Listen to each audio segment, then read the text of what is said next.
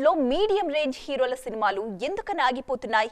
Star హీరోల సినిమాలపై వందల కోట్లు పెట్టడానికి కూడా ముందుకొస్తున్న నిర్మాతలు మిడ్ రేంజ్ హీరోలపై 50 కోట్లు పెట్టడానికి ఎందుకంత ఆలోచిస్తున్నారు? ఓటీటీ పేరుతో జరిగిన స్కామ్లే ఇందుకు కారణమా?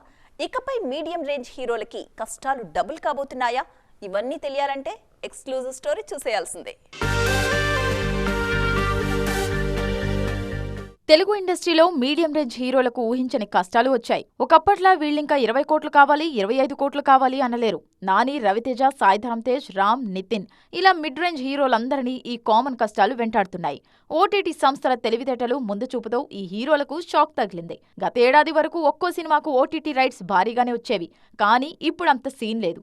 నిర్మాతలు, ఓటీటీ సంస్థలకు మధ్య బ్రిడ్జిలో ఉన్న కొందరు చేసిన స్కామ్ ఇప్పుడు మిడ్ రేంజ్ హీరోలపై పడింది. ఓ సినిమాని పాన్ ఇండియా రిలీజ్ చేస్తామని ఓటీటీ సంస్థలకు చెప్పి కేవలం తెలుగులో మాత్రమే రిలీజ్ చేశారు నిర్మాతలు. రావణాసుర, స్కంద, విరూపాక్ష లాంటి సినిమాలకు ఇదే జరిగింది. మిడ్ రేంజ్ హీరోల సినిమాలకు కూడా పాన్ ఇండియా కదా అని భారీ రేట్ ఇచ్చాయి ఓటీటీ సంస్థలు. కానీ జరుగుతున్న స్కామ్ బయటపడ్డాక సినిమాలు కొనడం తగ్గిపోయింది. మునుపట్లా భారీ రేట్ కాకుండా రిలీజ్ తర్వాత మాట్లాడుకుందాం అంటున్నాయి ఓటీటీ సంస్థలు. అందుకే గాంజా శంకర్, డబుల్ ఇన్స్మార్ట్ సహా చాలా సినిమాలకు బడ్జెట్ ఇష్యూస్ వస్తున్నాయి. మొన్నటి వరకు థియేటికల్ పక్కన పెట్టి ఓటీటీని నమ్ముకున్నారు నిర్మాతలు. కానీ మళ్లీ ఇప్పుడు థియేటికల్ మార్కెట్ పై ఫోకస్ చేస్తున్నారు. టాప్ హీరోలకు తప్ప మిడ్ రేంజ్ హీరోలకు థియేటికల్ రేంజ్ 30 కోట్ల కంటే తక్కువే. అందుకే పెద్ద హీరోలపై 100 కోట్లు పెడుతున్నా టైర్ 2 హీరోలపై 50 కోట్లు పెట్టడానికి కూడా ఆలోచిస్తున్నారు నిర్మాతలు.